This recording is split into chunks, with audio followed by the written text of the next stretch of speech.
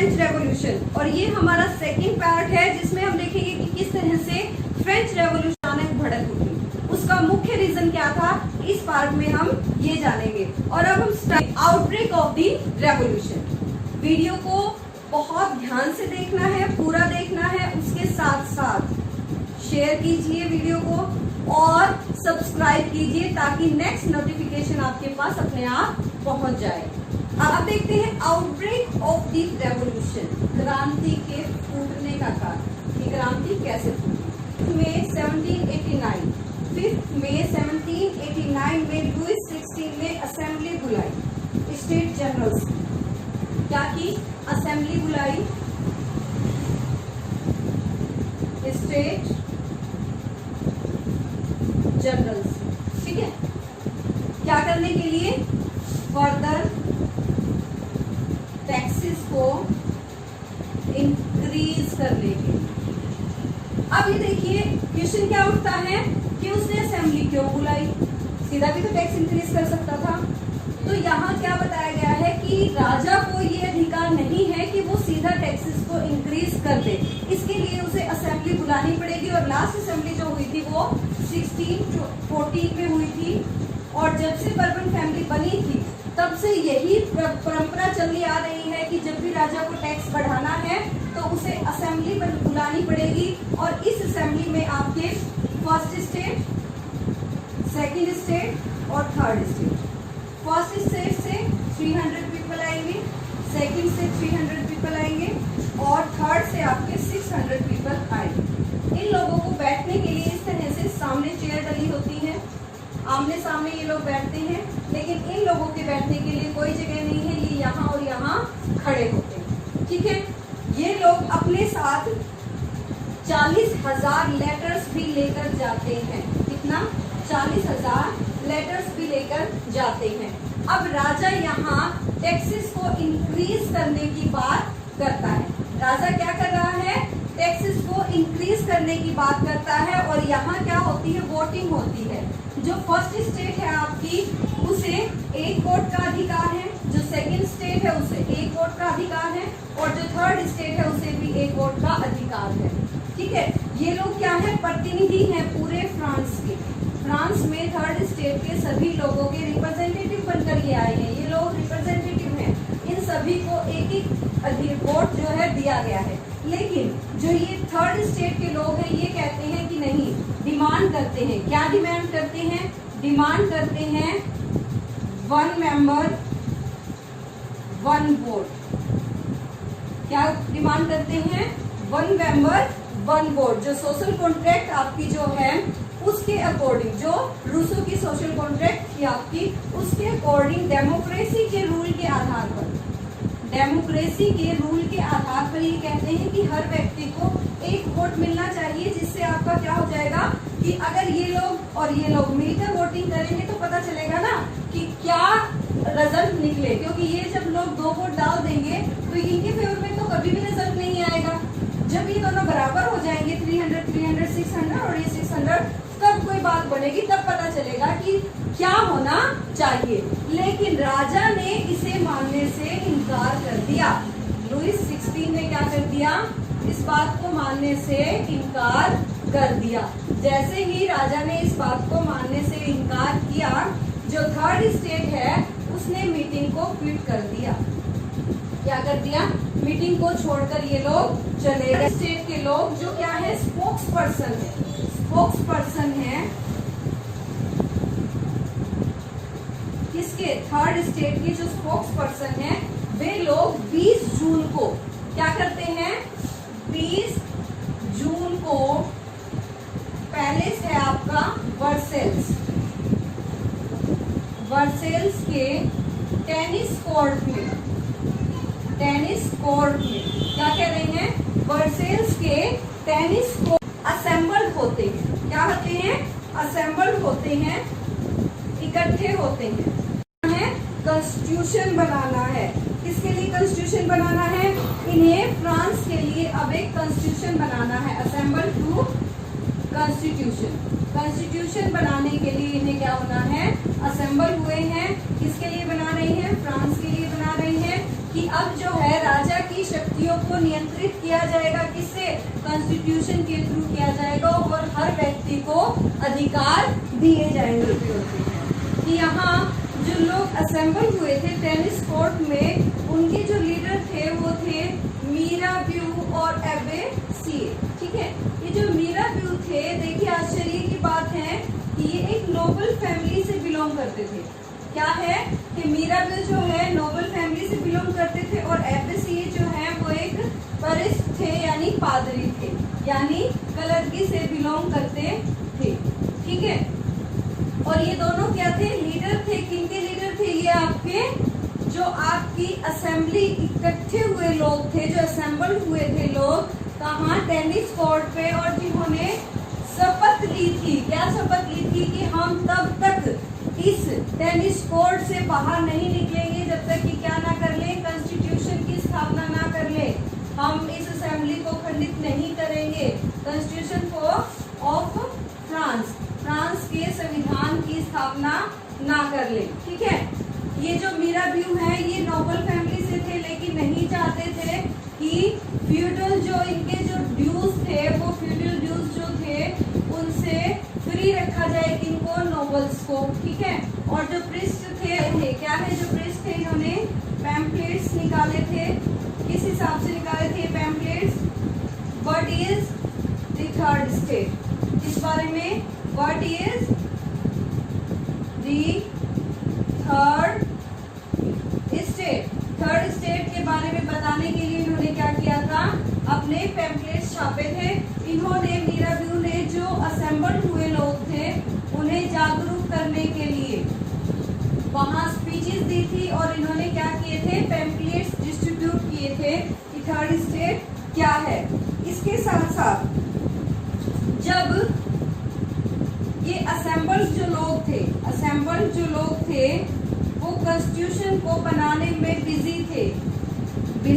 क्या करने में? कॉन्स्टिट्यूशन को बनाने में जब ये लोग बिजी थे, उसी समय क्या हुआ? एक टर्मोल। क्या हुआ? टर्मोल हुआ। ये टर्मोल कहाँ हुआ? फ्रांस में। टर्मोल का मतलब क्या होता है? उथल पुथल।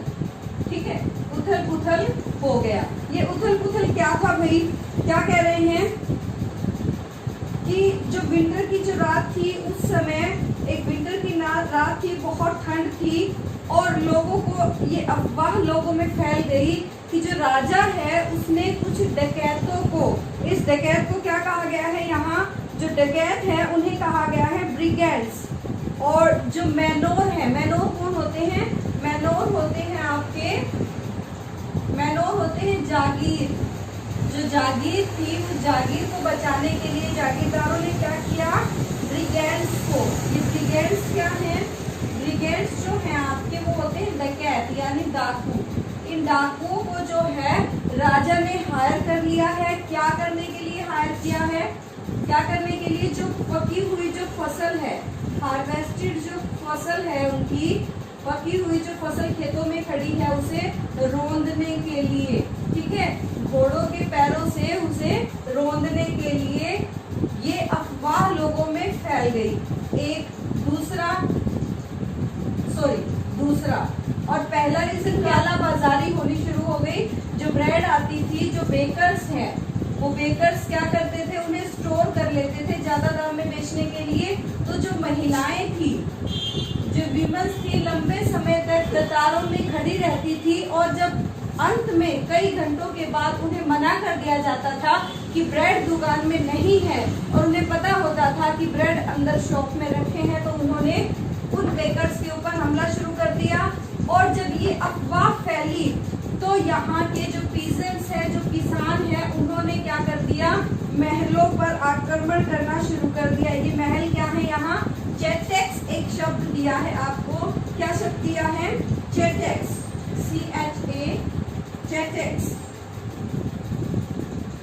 ये चेटेक्स का मतलब होता है महल। और ये कौन सा महल है? ये वो महल है जहाँ नोबल्स ने क्या कर रखे हैं?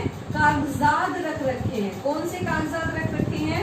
जिनके थ्रू जमीन नाम करवाना या जो भी ड्यूज हैं लोगों के, वो सारे ड्यूज जो हैं वो कागजात जहाँ रखे हैं वो, तो लोगों ने इन चेटेक्स के ऊपर भी हमला करना शुरू कर दिया। ये उथल पुथल उस समय बहुत ज्यादा मात्रा में हो रही थी। बहुत सारे नोबल्स जो हैं जब उनके महलों पर आक्रमण हुए तो अपने देश को छोड़कर पड़ोसी देशों में पनाह लेने के लिए भाग गए। फाइनली लुईस 16 जो है उसने 4 अगस्त, क्या कह रहे हैं, फाइनली 4 अगस्त 1789, 4 अगस्त 1789 में जो राजा था लुईस 16, उसने कहा कि ठीक है, जो भी कॉन्स्टिट्यूशन आपने बनाया है मैं उसके अकॉर्डिंग चलूंगा और आपकी सारी बातें मानूंगा। वो जो असेंबली ने जो कॉन्स्टिट्यूशन बनाया था उसके अकॉर्डिंग चलने के लिए तैयार हो गया। तिथ नाम का जो आपके ऊपर टैक्स लगा हुआ था जनता के ऊपर, थर्ड स्टेट के ऊपर, उसे खत्म कर दिया गया और जो क्लर्की और जो नोबेलिटी है उनके प्रिविलेजेस को हटा दिया गया। और जो आगे अब हम क्या देखेंगे कि फ्रांस जो है आपका अब एक कॉन्स्टिट्यूशनल मोनार्की बना है, वो कैसे बना। अब हम देखते हैं कि फ्रांस जो है अब क्या हो गया है, कॉन्स्टिट्यूशनल मोनार्की हो गया है। अब कॉन्स्टिट्यूशनल मोनार्की क्या होती है, जहां राजा संविधान के अनुसार काम करे। और संविधान किसने बनाया है, जो नेशनल असेंबली बनी थी आपकी, जो कॉमन पीपल्स की थी, उसने संविधान को बनाया है। ये संविधान आपका 1791 को बनकर तैयार हो गया और इसमें लोगों को वोटिंग राइट मिले। अब देखिए एक बात ध्यान रखिएगा, जो वोटिंग राइट मिले हैं वो भी किस तरह से मिले हैं, इसमें 2 तरह से वोटिंग राइट मिले हैं, जिसके अकॉर्डिंग हम सिटीजन्स को 2 तरह से बांटते हैं, एक्टिव सिटीजन, दूसरा है आपका passive citizen. Active citizen and passive citizen, ये डायग्राम आप यहाँ देखेंगे एक्टिव सिटीजन और पैसिव सिटीजन का, और उसके अकॉर्डिंग देखेंगे कि किस तरह से जो लोग हैं वहाँ के फ्रांस के, वो पूरी आपके कॉन्स्टिट्यूशन के साथ साथ पावर्स को क्या किया है, डिवाइड किया है। आप देखेंगे कि किस तरह से पावर्स को लेजिस्लेचर, एग्जीक्यूटिव और जुडिशरी, जुडिशरी में क्या कर दिया गया है, पावर्स को डिवाइड कर दिया गया है। उन पावर्स को, जो पावर्स पहले क्या थी, पावर जो सिंगल हैंड में थी, और ये सिंगल हैंड किसका था, राजा का। लुईस 16 के जो हैंड में थी उन सभी पावर्स को क्या कर दिया है, अब डिवाइड कर दिया है। पावर्स को डिवाइड कर दिया है किसके बीच में, लेजिस्लेचर, एग्जीक्यूटिव और जुडिशरी के बीच में डिवाइड कर दिया है। अब वोटिंग राइट जो है देखते हैं कि इनको चुनने का अधिकार किन्हें था। देखिए लेजिस्लेचर, एग्जीक्यूटिव और जुडिशरी, इनके लोगों को चुना जाता था, इलेक्ट किया जाता था, तो इनको एक्टिव सिटीजन इलेक्ट करते थे। अब ये एक्टिव सिटीजन कौन थे, वो व्यक्ति जो 25 इयर्स का हो चुका है। देखिए क्या क्या कंडीशन है, फर्स्ट इज वो व्यक्ति जो 25 इयर्स का हो चुका है, और वो क्या है, मेल है। फीमेल्स को वोटिंग राइट नहीं मिलेगी, ठीक है। 25 इयर्स का हो चुका है, मेल है, उसके साथ साथ 3 डेज की एक वर्कर की, 3 डेज की वर्कर की बेसिस के इक्वल टैक्स पे करता है। यानी जो रिच है, रिच लोगों को ही ये क्या मिला है, आपका एक्टिव सिटीजन है, इन्हें ही वोटिंग राइट मिला है। एक्टिव सिटीजन कौन है, वे लोग जिन्हें वोटिंग राइट प्राप्त है, वो क्या है, आपके एक्टिव सिटीजन है। अब पैसिव सिटीजन कौन है, 25 ईयर से बिलो, उसके साथ साथ फीमेल्स, उसके साथ साथ पुअर पीपल, ठीक है। इन सभी को वोटिंग राइट नहीं थे। क्या बताया है कि वे लोग जो 25 साल से कम उम्र के हैं, या महिलाएं हैं, या गरीब लोग हैं जो टैक्स पे नहीं करते हैं, उन्हें वोट डालने का अधिकार नहीं है। ये आपके पैसिव सिटीजन में है। इसके साथ हम देखते हैं क्या कि एक्टिव सिटीजन किस तरह से इलेक्शन करते हैं, किस तरह से इलेक्शन का काम करते हैं, कैसे लोगों को। ये लोग लगभग 4 मिलियन थे। ये 4 मिलियन लोगों को वोटिंग राइट था। इसका मतलब ये एक्टिव सिटीजन थे, 4 मिलियन पीपल। ये लोग क्या करते थे, 50,000 लोगों को चुनते थे। ये 50,000 लोग जो हैं वोट करते थे। ये वोट करके इन 50,000 मैन्स को चुनेंगे। ये लोग वोट करेंगे और किसे चुनेंगे, नेशनल असेंबली। नेशनल असेंबली में टोटल मेंबर हैं आपके 745 मेंबर्स हैं। और इसी नेशनल असेंबली में कंट्रोल करना है किस किस को, एग्जीक्यूटिव को। अब एग्जीक्यूटिव में कौन कौन आता है, एग्जीक्यूटिव में आता है आपका किंग, एग्जीक्यूटिव में आते हैं आपके मिनिस्टर्स। इनको जो है कंट्रोल करने का काम कौन कर रहा है आपका, ये जो आपके नेशनल असेंबली के लोग हैं 745। क्यों, क्योंकि इन्होंने ही क्या किया है, आपका कॉन्स्टिट्यूशन बनाया है। इसके अलावा जुडिशरी,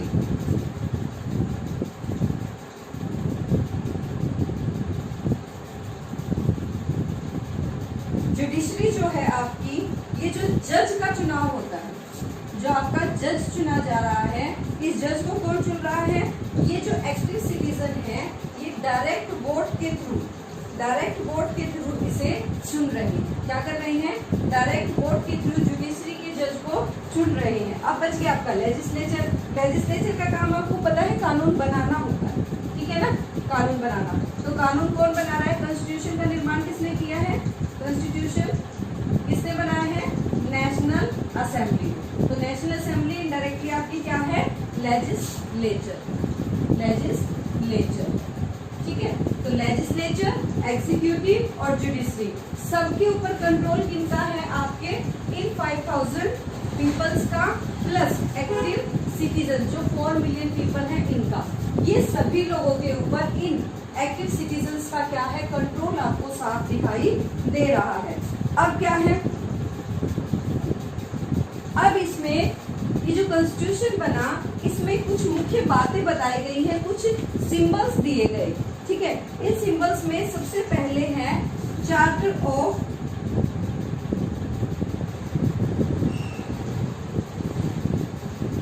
ये जो कॉन्स्टिट्यूशन है, ये आपका शुरू हुआ है right of man and citizen. जो आपका कॉन्स्टिट्यूशन है, इसकी स्टार्टिंग जो हुई है, इस कॉन्स्टिट्यूशन की स्टार्टिंग हुई है आपकी right of man and citizen, नागरिक और पुरुषों के अधिकार से इसमें दी गई है। ये जो आपकी जो पिक्चर आपको दिखाई दे रही है, इसमें आपको बताया है कि हर व्यक्ति को, जो मैन है, उनको राइट टू लाइफ है, राइट टू फ्रीडम है, राइट टू स्पीच है, फ्रीडम ऑफ ओपिनियन है, इक्वलिटी बिफोर लॉ है। ये सब नेचुरल राइट्स हैं जो इनको मिले हैं, कि हर व्यक्ति को जन्म से जो अधिकार प्राप्त होने चाहिए वो सभी आपके इस right of man and citizen का जो चार्टर है, ये जो चार्टर है इसमें लिखा है, ठीक है। ये एक डिक्लेरेशन है। उसके अलावा आपको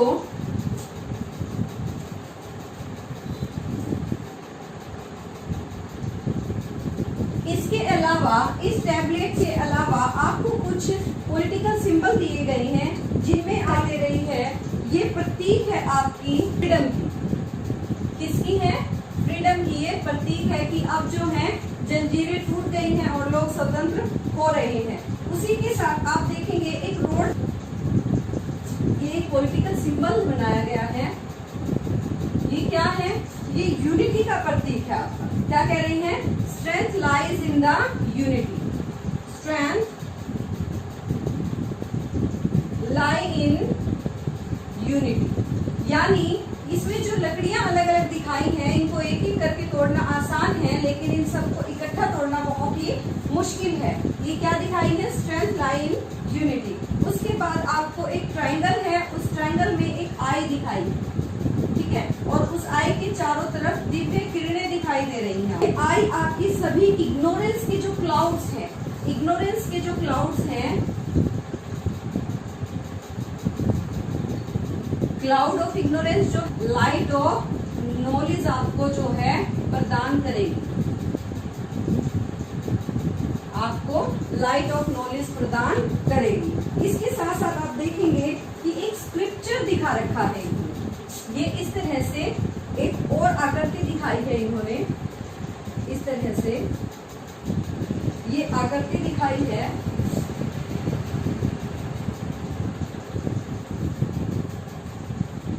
ये आकृति दिखाई है जिसे स्क्रिप्चर कहा है। ये क्या है? Symbol of royal power. ये रॉयल पावर का सिंबल इसने दिखाया है। इसके बाद आप देखेंगे इसमें एक कैप, इस तरह से एक कैप दिखाई देगी इसको। इस कैप का मतलब है ये कैप वो लोग पहनेंगे जो स्लेवरी से, जो स्लेव थे और अब फ्री हो चुके हैं। क्या कह रहे हैं? जो लोग स्लेव थे और अब फ्री हो चुके हैं, यानी जो दास थे। ये रेड कलर की कैप है, रेड कैप है, ये वो दास लोग पहनते हैं जो अब स्वतंत्र हो चुके हैं। उसके बाद एक महिला है जिसने 3 कलर पहन रखे हैं, जिसमें है ब्लू, व्हाइट एंड रेड। ये जो प्रतीक है ये क्या है? फ्रांस के कलर बताए गए हैं, फ्रांस के कलर बताए हैं कि ये जो 3 है ये फ्रांस के कलर हैं। उसके बाद एक विंग वुमेन है, यानी एक महिला के पंख बना रखे हैं।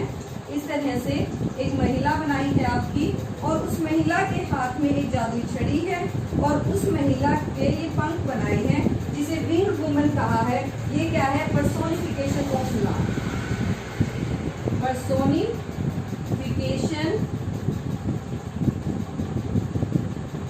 यानी कानूनों का मानवीकरण। इसे कानून बताया है, ये कानूनों का मानवीकरण किया गया है। ये आपके कुछ सिंबल हैं, पॉलिटिकल सिंबल्स, जो बहुत ही इंपॉर्टेंट है इस चैप्टर के लिए। इसके साथ हमारा सेकंड जो पार्ट है इस चैप्टर का वो कंप्लीट होता है। चैप्टर को बहुत ध्यान से पढ़ना है। एमसीक्यू के लिए मैं फैक्ट साथ साथ बता रही हूँ, ठीक है। वीडियो को लाइक करें, अपने दोस्तों के साथ शेयर करें, और जब भी टेस्ट हो एक बार इस वीडियो को देख लें, आपके एमसीक्यू सारे कंप्लीट हो जाएंगे। उसके साथ साथ आपको क्वेश्चन सॉल्व करना भी लास्ट वीडियो में बताऊंगी। इन्हीं वीडियो में से आप बड़े क्वेश्चन भी निकाल कर याद कर सकते हैं। Okay, thank you, have a nice day.